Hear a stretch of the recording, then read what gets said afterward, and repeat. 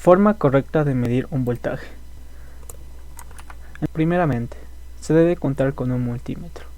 Una vez contado con el multímetro, tenemos que elegir corriente continua o DC, en este caso para seleccionar nuestra medición. Tenemos que elegir nuestro rango adecuado. En este caso, como los multímetros son automáticos, se eligen un rango automáticamente.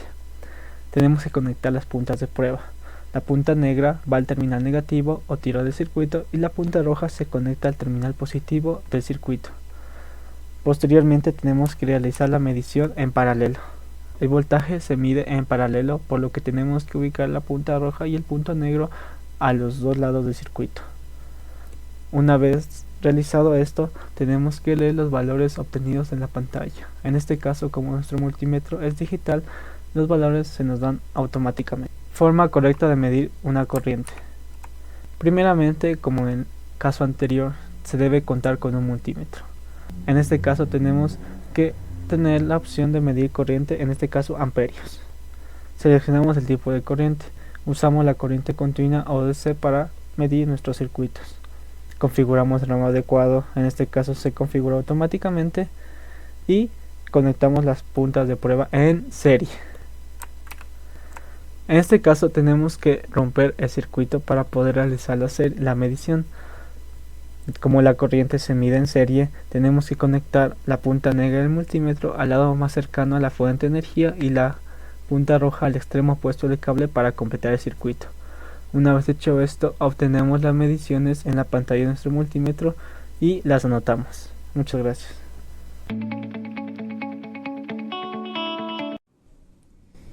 ¿Qué pasa si medimos el voltaje en serie?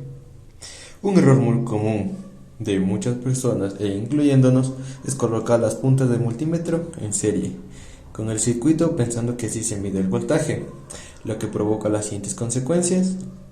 Dado que el multímetro tiene una resistencia interna muy alta, cuando está en modo del multímetro, al ponerlo en serie interrumpe el paso de corriente o la reduce a cero, por lo tanto provocando que el circuito deje de funcionar y la lectura sea incorrecta o sea cero.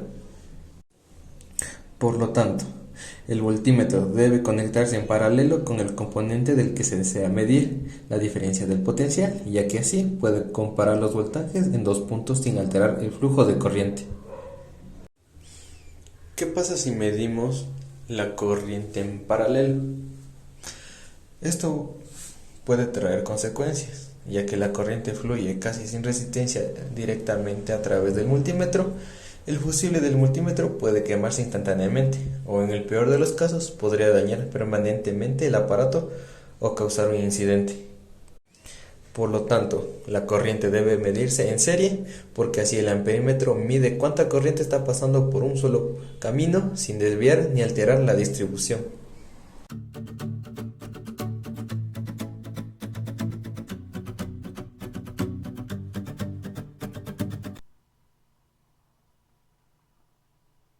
Hola, en este video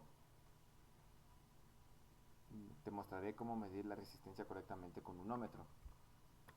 Lo más importante es comprobar los componentes, comprobar los cables y tener una resistencia.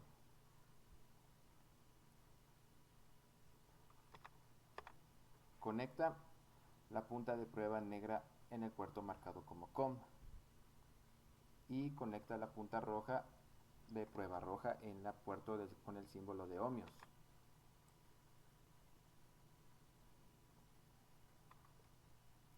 Gira la perilla del multímetro a la función de ohmmetros.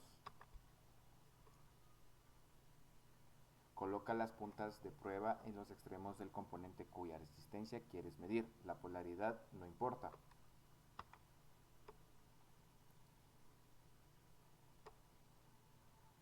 El valor de la resistencia aparecerá en la pantalla del ohmmetro. Y esto sería todo el proceso para poder medir la resistencia el valor de la resistencia.